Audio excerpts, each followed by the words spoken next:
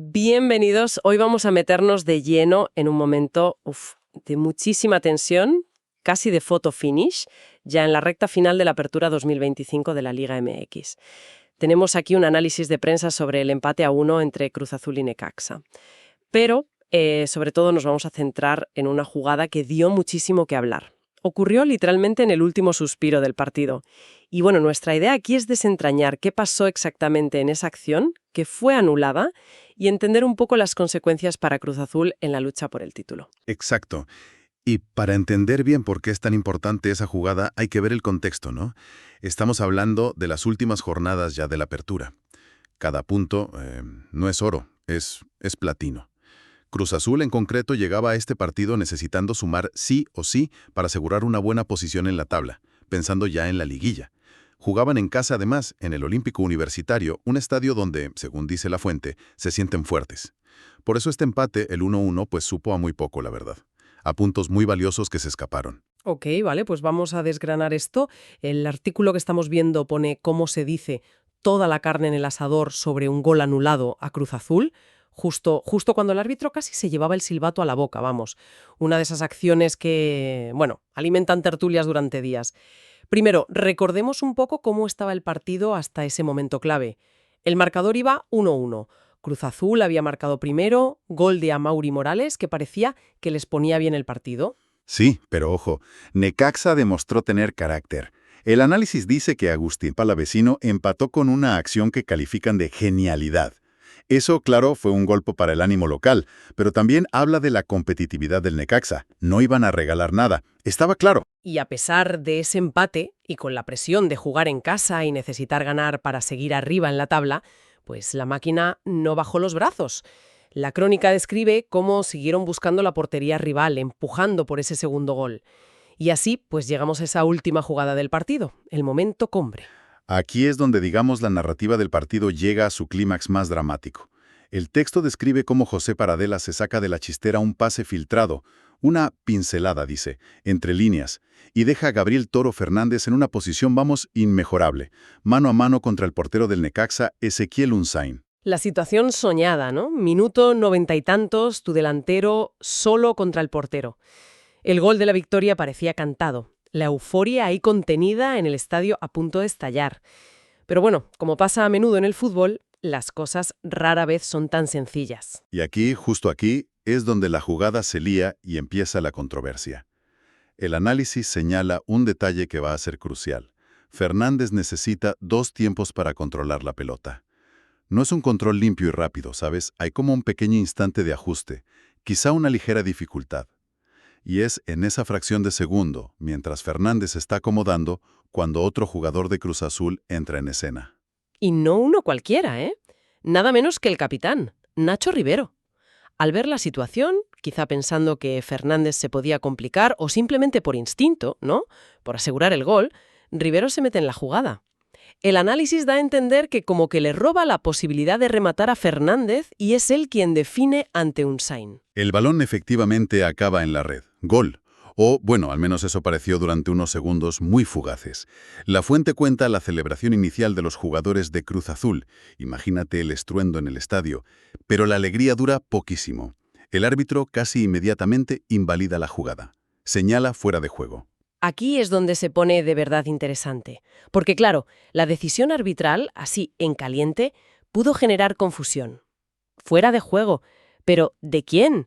Fernández no estaba habilitado. El análisis que tenemos profundiza justo en esto para aclarar qué pasó. Vamos a ver, vamos a desmenuzar la secuencia según lo que dice el texto. Cuando José Paradela da el pase, y esto es importante, Gabriel Fernández está en posición legal.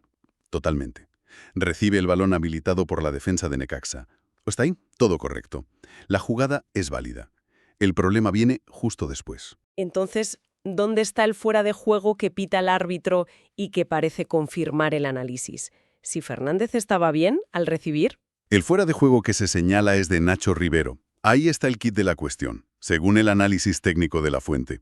En el preciso instante en que Fernández consigue controlar el balón, ese momento en que necesitó 2 tiempos, su compañero, el capitán Rivero, sí estaba en posición adelantada. O sea, más cerca de la línea de gol que el balón y el penúltimo defensa. Ahí está el detalle. Vale, vale.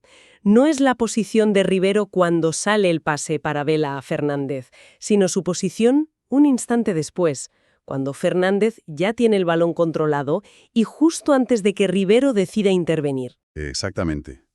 Y la regla del fuera de juego es muy clara en esto. No solo es estar en posición adelantada, sino participar activamente en el juego desde esa posición.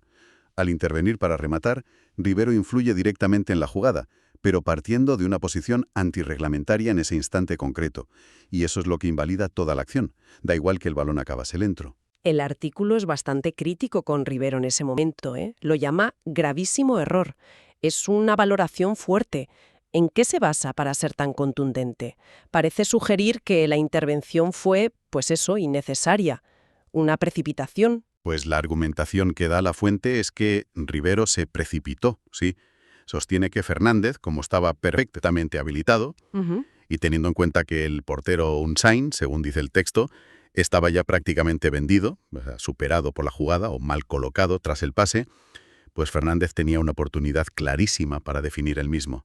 Estaba en posición legal y con ventaja sobre el portero. O sea, que según este análisis, la impaciencia o el instinto de Rivero de asegurar el remate, pues le llevó a intervenir desde una posición ilegal.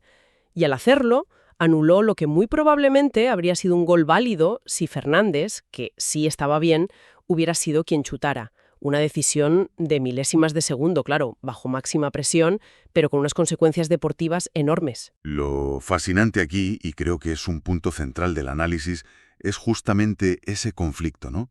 La tensión del último minuto, el instinto casi animal de un jugador ofensivo que ve la portería ahí, la posibilidad de ser el héroe, y cómo todo eso puede chocar de frente con la necesidad de tener la cabeza fría y aplicar bien el reglamento y la táctica. Rivero busca el bien del equipo, claro, el gol, pero su acción, por su posición en ese instante clave, acaba siendo perjudicial. Y para añadirle un toque casi, no sé, tragicómico a la situación, el artículo menciona que Rivero, en medio de la celebración del gol que luego no contó, se quitó la camiseta. Y claro, eso le costó una tarjeta amarilla. Doble frustración. Gol anulado y amonestación. Vaya tela. La consecuencia directa, inapelable. El gol no sube al marcador. El 1-1 se queda ahí, fijo, y el partido termina en empate. Para Cruz Azul, esto significa, usando las palabras exactas de la fuente, la pérdida de 2 puntos muy dolorosos. Muy doloroso, sin duda. Y el análisis recalca que duelen más por cómo llegan. En el último suspiro, en casa, y por una acción que, según esta visión técnica, parece evitable. 2 puntos cruciales que se esfuman del olímpico universitario. Y si conectamos esto con lo que decíamos al principio de la importancia de cada punto, esos 2 puntos perdidos pueden pesar muchísimo en la clasificación final, en esa lucha tan apretada por los puestos altos de la liguilla que te dan ventajas como jugar la vuelta en casa. Cada unidad cuenta. Dejar escapar 2 puntos así, en tu estadio y en el último minuto, pues tiene un impacto anímico y clasificatorio doblemente negativo. La fuente, quizá buscando un titular con gancho, plantea la pregunta retórica ¿robo o error? Sin embargo, el propio desarrollo de su análisis no deja muchas dudas, ¿eh? Se inclina claramente por la segunda opción, un error de apreciación o de precipitación de Nacho Rivero en esa jugada final. No parece que cuestione la decisión del árbitro en sí, sino la acción previa del jugador. Correcto. Todo el peso del análisis recae sobre la acción de Rivero y su posición en el momento determinante, aplicando la regla del fuera de juego. No se ve una crítica al arbitraje por cómo aplicó la regla en esa jugada, sino una explicación detallada de por qué, reglamento en mano, el gol fue bien anulado. Y fue por la intervención decisiva de Rivero desde esa posición ilegal en el momento del control de Fernández. Es un ejemplo perfecto, casi de Lubro, de cómo el fútbol de alta competición se decide a menudo por detalles minúsculos, ¿verdad? Por decisiones de fracciones de segundo. Una victoria que parecía ahí, al alcance de la mano, y se evapora por una intervención que, bueno, seguro que fue bien intencionada, pero resultó tácticamente incorrecta y antirreglamentaria, según este análisis. Y pone de relieve la importancia capital no solo de la habilidad o el instinto, sino también de la concentración absoluta y la inteligencia táctica hasta el último segundo. Saber leer la jugada, entender tu posición, la de tus compañeros, la de los rivales, en relación con las reglas. Es tan crucial como saber pegarle bien al balón, vamos. Entonces, para que quede claro el mensaje central que sacamos de esta fuente, ¿cuáles serían las claves fundamentales de este análisis? Pues básicamente tenemos un gol anulado a Cruz Azul en el último minuto. Eso le cuesta 2 puntos vitales en su partido en casa contra Necaxa. El marcador se queda 1-1 en lugar del 2-1 que celebraron por un instante. Y la razón por la que se anula ese gol, según desmenuza el análisis, no es que el pase inicial de Paradela a Fernández fuera ilegal. Fernández estaba habilitado. El problema es la intervención que viene después, la de Nacho Rivero. Exacto. La clave está en esa secuencia temporal. Fernández recibe legalmente, vale.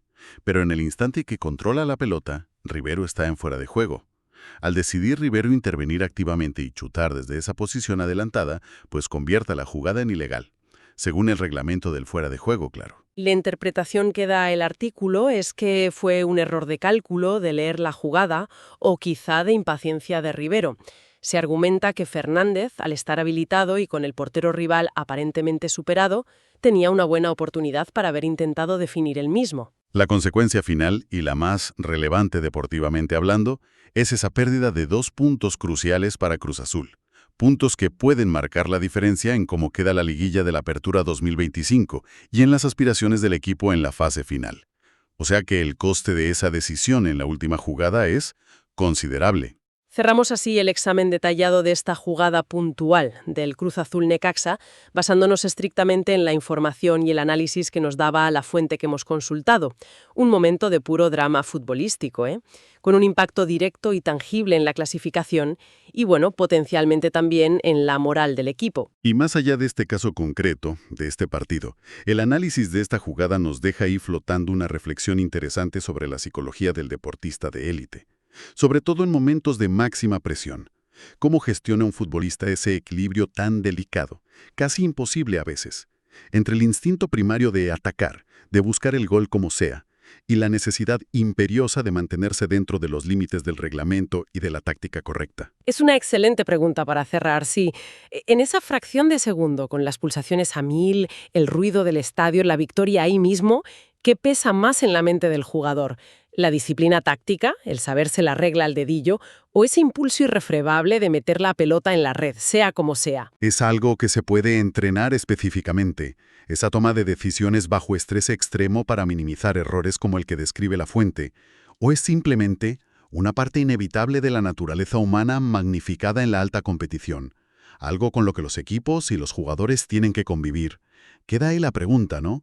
Invitando a pensar en la enorme complejidad mental que exige el deporte al más alto nivel.